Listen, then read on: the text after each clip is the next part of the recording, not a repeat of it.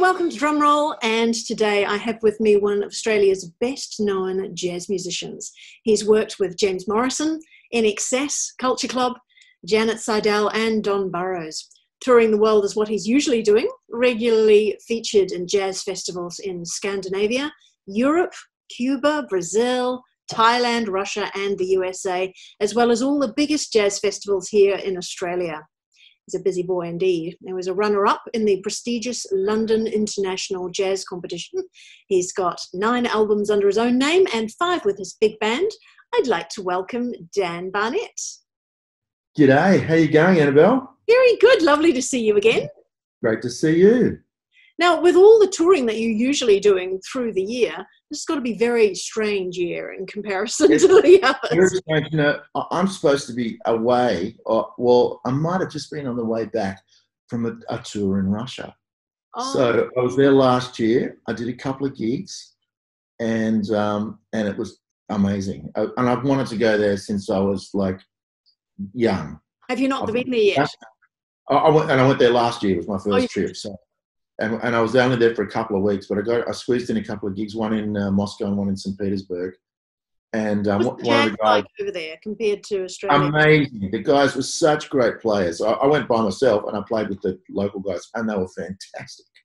And you know, lovely guys, so well schooled and great players, great to work with. And, you know, one of the guys said to me, "Would you come back next year and do a tour?" And I said, "I would love to." And so he was starting to get all this together, and then the diary cleared, you know. It was insane. Very quickly, didn't it? Yeah. Oh, within 2 days, my whole diary just disappeared. So it was, and this year was looking like one of the best years I've had in ages. It started off incredibly well. Oh. But, you know, you just find other things to do, don't you? You just do. Well, that's just it. So what have been the pluses and the minuses? That's obviously a minus that you missed out on Russia, but what have been good? Well, you know, the pluses are that I got to hang out in Sydney and get to see, you know, all my friends and family regularly. I get to spend some time in my studio, been doing some writing. There's been a whole lot of projects. There's one that was put together by a buddy of mine living on the North Coast, and it was with a whole lot of people all scattered all around the world. So there's one in America, one in England, one in New Zealand, and one in Singapore. We put it together, you know, remotely. So it was great. So the piano player put down the track, and then the bass player put his bit on, and then the drummer. And they came out really, really well, surprisingly. And we've all played together so much, so I guess we kind of knew what was going to happen. And then there was a couple of big band tracks that one of the guys in my big band put together that he'd written, and they sounded amazing too. Like that was a remote big band, so that was a full like 9-piece shebang. I feel an album coming on by the sounds of things. Well, I suggested that to him, and I don't know, you know, it's a lot of work, but I was into it. I mean, I was just playing the trombone, you know, which I really enjoyed. It was nice for me just to, you know, I'm so used to fronting a band, but to actually be a sideman was really fun. So yeah, I've done that, and just a bit of, you know, just hanging out, listening to a lot of music, practicing. I did actually fracture my wrist. I was playing football with my son. Oh. So I had a little bit to recoup time, but that was all right. That came good. But while I was doing it, I had to record a couple of things with a big cast on my arm, and I was also teaching remotely, so there was a bit of that going on. So right, I think a lot of musicians have moved into teaching at the moment. Yeah, well, I've been doing it for years, and I find it incredibly rewarding. I mean, I found with me, it was about, I thought to myself, it's time I gave something back. You know, I've always been open, and I've always taught a bit from home, and then I had a few years ago, I decided, yeah, I was going to give something back. So I've got really amazing students, and I'm in a really good, at a beautiful school where they look after me. A couple of schools actually where they really look after me. So I like being there. I feel like I'm making a difference.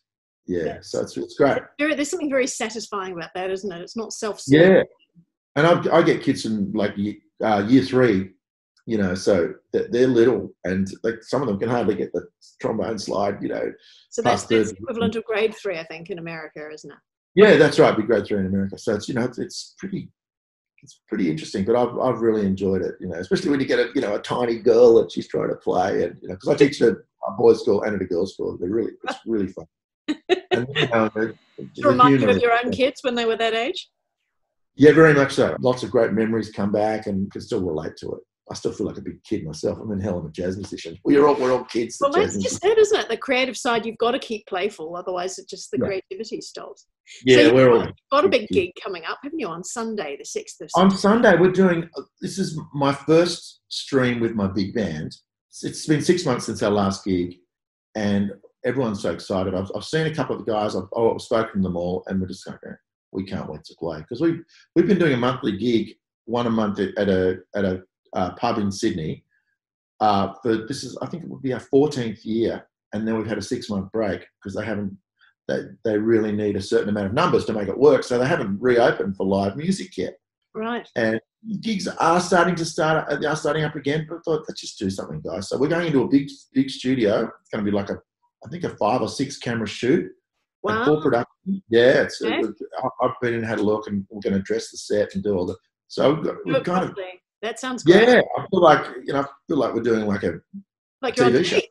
Yeah, right. So it's going to be really fun, and one of the things I've noticed with a lot of the streams is I've noticed teaching on computers, you don't get a lot of energy back. But we are doing something special on Sunday. We're going to have an interactive moment where we can actually see. You have to tune in via Zoom, and we'll be able to do a special moment during the show, at one point during the show, where we'll be able to see you and you'll be able to wave. And I assume some people will be dancing, some will be there with a glass of wine and some cheese, and other people will be, who knows what's going to happen. Now, and at various parts of the world, some of my friends in Brazil, if they're out of bed, Brazilians, you never know with Brazilians, they may or may not be home yet. I've got friends in Russia, they'll probably get up. I've got friends in England, it's a good time for them. It's 7:30 Sydney time, 30 p.m. Mm-hmm. And it's Father's Day here. It's Australian Father's Day. So I figured we usually do a Father's Day gig at the Unity, like the first Sunday of the month, which is this one. And I thought, let's just do it. So, and a lot of the guys are fathers, so they've got to have the morning off with their kids and go and see their own fathers, I guess. What sort of music can we expect from you? There'll be a bit of, there'll be some swing, and there'll be some, I'm known as, I love to play swing music. There might be a cheeky samba or a bit of New Orleans in there somewhere. Probably going to do one of my tunes I wrote with my staff arranger, Andrew Robertson. He's a wonderful arranger and saxophone player. And we're going to have some fun. Definitely going to have some fun. How long's the show? Yeah, fun. It'll be 14 of us all up. All right. So, and how long is it for? Oh, sorry, it's for an hour. An hour?